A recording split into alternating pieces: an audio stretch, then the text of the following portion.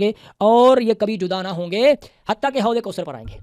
حدیث مشہور ہے کہ میرے اہل بیت اور قرآن جڑے رہیں گے. لن یتفرقا حتی یرد علی الحوض، یہ کبھی جدا نہ ہوں گے. تو سمجھنے والوں کو یہ علم پتہ چل رہا ہے کہ یہ حدیث کس کے مقابلہ میں ہے، لیکن ہم نے اپنی طرف سے خدا کی قسم ہے کوئی اپنی طرف سے بالکل کوئی جو ہے نا وہ حتمی فیصلہ نہیں دینا. ہم نے دیکھنا ہے محققین و محدثین کو دیکھنا ہے. اب ہم دیکھتے ہیں اس حدیث کے بارے میں، اس طرق کے بارے میں کیا خیال ہے، اس میں کون سا راوی ہے اور کس پر علماء محدثین نے جرح کی ہے، اعتراض کیا ہے. اللہ اکبر. یہ مستدرک حاکم کی حدیث نمبر 319 ہے اور اس کے راوی کون ہے؟ حضرت ابو ہریرہ رضی اللہ عنہ. اللہ اکبر. تو اس میں کئی سارے سکم ہیں، ان میں سے ایک جو آپ کے سامنے میجر بات جو ہے مین وہ کر رہا ہوں جو محدثین نے کی. انہوں نے کہا ہے صالح بن موسیٰ الطلحی، یہ راوی جو ہے یہ ضعیف ہے، اس پر جرح کی گئی ہے. صالح بن موسیٰ الطلحی جرح کی گئی. اب تہذیب الکمال جلد نمبر 13 اس کی تحقیق بھی بشار آباد نے کی ہے، صفحہ نمبر 57 یعنی صفحہ نمبر 97 اور 96 جو بھی بات کر رہا ہوں انشاءاللہ آپ کو اپنی سکرین پہ نظر آئے گی.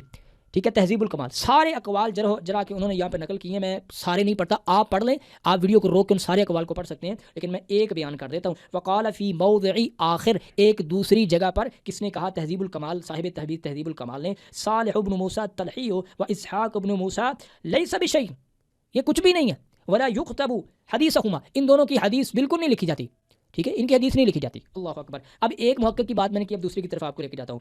سیر اعلام النبلاء، ذہبی صاحب لکھ رہے ہیں، حضرت امام ذہبی لکھ رہے ہیں کہ صالح بن موسیٰ الطلحی کون ہے جی؟ ابن عبداللہ بن اسحاق بن طلحہ بن عبید اللہ التیمی. وقال البخاری، انہوں نے قول نقل کے بعد انہوں نے کہا کہ بخاری نے کہا منکر الحدیث، یہ منکر الحدیث ہے. وقال ابن عدی ہوا عندی ممن، یہ میرے ہاں ابن عدی یہ کہہ رہے ہیں کہ میرے ہاں یہ بندہ ایسے ہے کہ لا یتعمد، اس پر کوئی اعتماد نہیں ہے.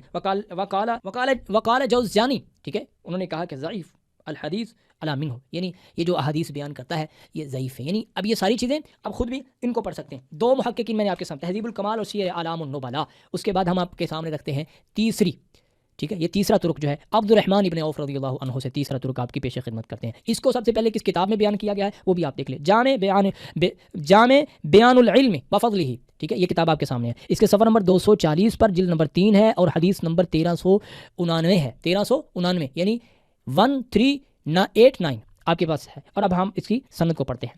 سند پڑھتے ہیں. حدثنا سعید بن عثمان حدثنا احمد بن دحیم حدثنا محمد بن ابراہیم الدبالی حدثنا علی بن زید الفرائضی حدثنا الحنینی عن کثیر بن عبد اللہ بن عمرو بن عوف عن ابیہ عن جدہ قال قال رسول اللہ صلی اللہ علیہ وآلہ وسلم ترکت فیکم امرین ما تمسکتم بہما کتاب اللہ وسنت نبیہ، کہ میں تمہیں دو چیزیں چھوڑ کے جا رہا ہوں، اگر ان سے جڑے رہو گے تو کبھی گمراہ نہ ہوگے. ایک اللہ کی کتاب اور دوسری میری سنت ہے. اب اس سند میں کیا مسئلہ ہے وہ بھی آپ کی پیش خدمت کرتا ہوں. سب سے پہلے آپ یہ دیکھ لیں کہ اس کی تحقیق کس نے کی ہے. اس کتاب میں جو یہ روایت ہے، اس کتاب کی تحقیق کس نے کی ہے؟ جامع بیان العلم وفضلہ، یہ کتاب ہے آپ کے سامنے، اور اس کی تحقیق کس نے کی ہے؟ ابو یعقوب نشاط المصری نے اس کی تحقیق کی ہے، اور انہوں نے وہاں پہ لکھا ہے اسنادہ ضعیف فیہ الحنینی وہو اسحاق بن ابراہیم. اس میں ایک راوی الحنینی ہے، وہ اس کا نام ہے اسحاق بن ابراہیم. وشیخۃ کثیر بن عبد اللہ، اور دوسرے راوی ہیں اس میں کثیر بن عبداللہ عمر بن عوف وہما ضعیفان، اور یہ دونوں ضعیف ہیں. یہ دونوں ضعیف ہیں. یہ کس نے اشارہ کیا؟ محقق نے اشارہ کیا ہے. ابھی ہم نے علماء رجال سے نہیں پوچھا کہ ان کا ضعف ہے کیا. ٹھیک ہے، یہ آپ کے سامنے تیسرا طرق ہے عبد الرحمن ابن عوف. اللہ اکبر. اب ہم آپ کے سامنے تحقیق پیش کرتے ہیں. پہلے عالم کتاب المجروحین ابن حبان جلد نمبر 3، تحقیق اس کی کس نے کی ہے؟ حمدی عبد المجید السلفی نے اس کتاب کی، کتاب المجروحین کی، صفحہ نمبر 226 ہے. کثیر بن عبداللہ لجدہ صحبۃ، کثیر بن عبداللہ اپنے باپ کی، اپنے جد کی، دادا کی صحبت میں تھا. وکثیر ضعیف فی الحدیث، اور کثیر خود بھی حدیث میں ضعیف ہے. باقی آپ خود پڑھ سکتے ہیں، اس کے آگے آپ خود پڑھ لیں. یعنی ایک کی طرف میں نے اشارہ کیا، باقی آپ خود پڑھ سکتے ہیں. اب آپ کے سامنے چوتھی روایت، ٹھیک ہے، یعنی چوتھا ترک آپ کے پیش ہے. میں یہ شارٹ بات کر رہا ہوں، وگرنہ ایک ایک راوی پر کئی علماء رجال جو ہیں کتابوں سے میں حوالے نکالتا اور لائنیں لگاتا. ایک تو ویڈیو بہت ذرا لانگ ہوتی، لیکن 1 2 3 سے بھی وہی بات نکلتی ہے جو 5 10 سے نکلتی ہے. ٹھیک ہے، آگے چلتے ہیں. چوتھی جو آپ کے سامنے ترک چوتھا میں بیان کر رہا ہوں یہ ہے حضرت ابو سعید خدری رضی اللہ عنہ سے. اسے کس کتاب میں ذکر کیا؟ سب سے پہلے وہ دیکھیں کتاب الفقیہ، ٹھیک ہے، جلد نمبر 1 صفحہ نمبر 275، ٹھیک ہے، صفحہ نمبر. اور تحقیق اس کی ہے عادل بن یوسف نے. ٹھیک ہے، اس کتاب کی تحقیق کی ہے، اور اس نے کیا کہا؟ یہ حدیث کے ان ابی سعید خدری رضی اللہ عنہ قال قال رسول ایھا الناس انی قد ترکت فیکم الثقلین کتاب اللہ و سنتی. اور اس محقق نے وہاں پہ لکھا اسنادہ ضعیف، اس کی سند ضعیف ہے. اب اس میں کیا ضعف ہے؟ ٹھیک ہے، اب ہم اس کے ضعیف راوی کی طرف چلتے ہیں. ضعیف راوی کون؟ صباح بن محمد. اس سند میں راوی ضعیف ہے. ٹھیک ہے، یہ انڈر لائن کر دیں گے، ہم دیکھ لیں گے. تہذیب التہذیب صفحہ نمبر 393، صباح بن عبداللہ ابو حازم بجلی کوفی ضعیف. ٹھیک ہو گیا، یہ ضعیف. اس کے بارے میں یہ میں نے آپ کے سامنے رکھا. اب آگے چلتے ہیں. پانچواں ترک حضرت انس بن مالک سے.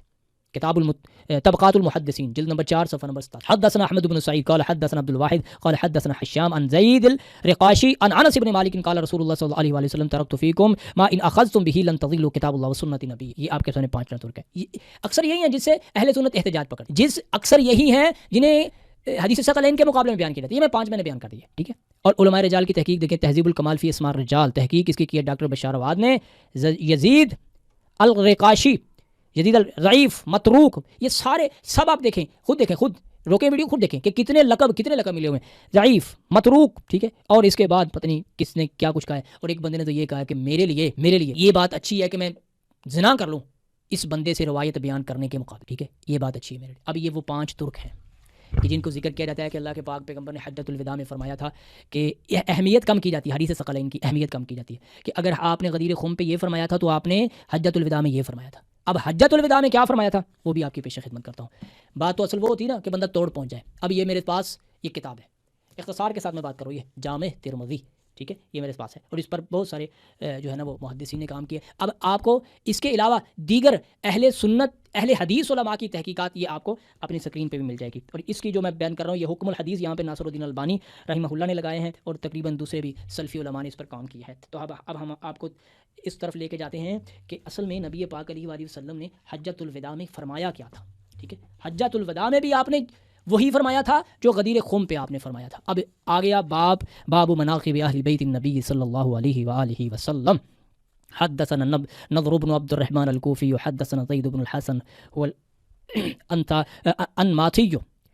الأنماطي عن جعفر بن محمد النبي عن جابر بن عبد الله. جابر بن عبداللہ انصاری رضی اللہ عنہ فرماتے ہیں رأیت رسول اللہ صلی اللہ علیہ وآلہ وسلم فی حجتہ، میں نے نبی پاک علیہ وآلہ وسلم کو دیکھا آپ کے حج میں یوم عرفہ کے دن وہو علی ناقتہ القصواء، آپ اپنی اونٹنی قصوہ پر موجود تھے. یخطب، وہ آپ خطبہ فرما رہے تھے. فسمعت ویقول، میں سن رہا تھا آپ فرما رہے تھے ایھا الناس انی قد ترکت فیکم ما ان اخذتم به لن تضلوا کتاب اللہ وعطرتی اہل بیتی. اللہ اکبر، اللہ اکبر. فرماتے ہیں میں نے اللہ کے پاک پیغمبر کو حجۃ الوداع میں بھی یہی سنا. آپ کیا فرما رہے ہیں؟ ایھا الناس انی قد ترکت فیکم ما ان اخذتم به لن تضلوا کتاب اللہ وعطرتی اہل بیتی. لوگو میں تم میں 2 چیزیں چھوڑ کے جا رہا ہوں، ایک میری کتاب ہے اور میری عطرت ہے، میرا خاندان ہے، میرے اہل بیت ہیں، 5 تن پاک ہیں. اللہ اکبر. اب یہاں پہ حدیث کا حکم لگا ہے، حدیث ٹھیک ہے. اب نیچے فوائد الحدیث لکھے ہیں جناب کس نے؟ حافظ فاروق الرحمان یزدانی نے. ٹھیک ہے. اور وہ کیا لکھنے؟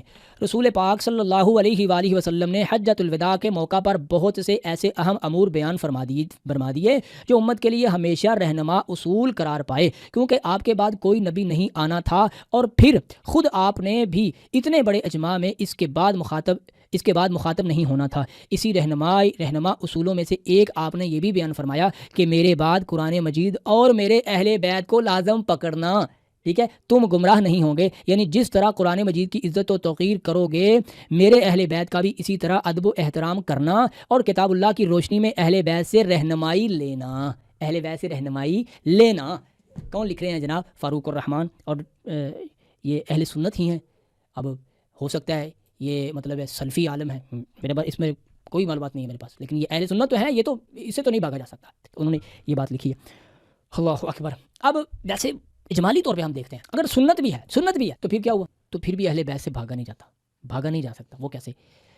حضرت بی بی عائشہ ام المومنین رضی اللہ تعالی عنہا فرماتی ہیں کہ اعلم الناس بالسنہ علی بن ابی طالب علیہ السلام، سنت کو سب سے زیادہ جاننے والے علی بن ابی طالب ہیں.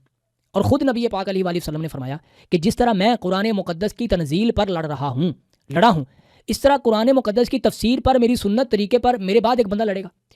اور لوگوں نے کہا کہ وہ کون ہے؟ حضرت جناب ابو بکر صدیق رضی اللہ عنہ فرماتے ہیں اللہ کے پیغمبر کیا میں ہوں؟ آپ نے فرمایا نہیں. حضرت جناب عمر فاروق رضی اللہ عنہ فرماتے ہیں اللہ کے پیغمبر کیا میں ہوں؟ آپ نے فرمایا نہیں. حضرت مولا علی علیہ السلام کو فرمایا آپ ہے. اور ایک دوسری روایت، نبی پاک صلی اللہ علیہ وآلہ وسلم کے سینہ اطہر پر جب قرآن مقدس کی یہ آیہ مبارکہ اتری وما محمد الا رسول قد خلت من قبلہ الرسل افإن مات او قتل انقلبتم على اعقابکم ومن ينقلب على عقبیہ فلن يضر اللہ شیئا وسيجزی اللہ الشاکرین. جب یہ آیا مبارک نازل ہوئی تو مولا علیہ السلام فرماتے ہیں، اس مستدرک حاکم میں روایت موجود، فرماتے ہیں کہ جب اللہ کے پاک پیغمبر علیہ السلام کی شہادت یا وفات ہو جائے گی تو پھر میں آپ کے سنت کے مطابق اسی طریقے سے قتال کروں گا، لڑوں گا، اسی طریقے سے کام کروں گا جس طرح آپ کی سنت ہے. یعنی سنت بھی اگر ہو تو سنت کو سمجھنے کے لیے بھی در اہل بیت پر جانا پڑے گا. سنت کو اچھا ان ساری روایات کو کچھ علماء کو یہ نہ کہے کہ شاعر کو ڈنڈی مارنے والا کام ہے، ان ساری روایات کو کچھ علماء کرام نے حسن بھی کہا ہے، یعنی کھینچ تان کے اس کو حسن تک تو لے کے آیا جا سکتا ہے، لیکن اس میں بھی دیکھا جائے گا کہ کتنے علماء رجال نے، محققین نے ضعیف کہا ہے، کتنوں نے وضع حدیث کی بات کی ہے، کتنوں نے متروک کہا ہے، کتنوں نے ضعیف کہا ہے، کتنوں نے سرکے حدیث کی بات کی ہے، یعنی کہ حدیث کی چوری کی بات کی ہے، اور پھر کتنوں نے اسے حسن یا حسن لغیری ہی یا اس کو مطلب قابل اعتماد درجے تک لے کے گئے ہیں. پھر سب کو دیکھا جائے گا کہ تعداد کدھر زیادہ ہے، پھر اس اعتبار سے اس حدیث کو پرکھا جائے گا. لیکن بڑا کھینچ تان کے زور لگا کے تمام طرح کو اکٹھا کر کے بھی حسن درجے تک لے جائیں تو بھائی سنت سے بھی ہم بھاگے نہیں ہیں. سنت بھی ملے گی تو در اہل بیت سے ملے گی، سنت بھی ملے گی تو مولا کائنات علیہ السلام سے ملے گی، اور نبی پاک علیہ وآلہ وسلم کی سنتوں کی بات ہو رہی ہے نا. سنت میں کبھی آپ کو حضرت مولا علیہ السلام نظر آئیں گے، اور کبھی آپ کی سنت کو ادا کرتے ہوئے حضرت امام حسن نظر آئیں گے، اور کبھی آپ کی سنت کو ادا کرتے ہوئے حضرت جناب حسین علیہ السلام نظر آئیں گے. اس طرح یہ اہل بیت سنت ہی ادا کر رہے ہیں. تو اللہ سے دعا ہے اللہ مجھے اور آپ کو سمجھنے کی توفیق نصیب فرمائے. سبحان ربک رب العزت عما یصفون وسلام علی المرسلین والحمد للہ رب العالمین.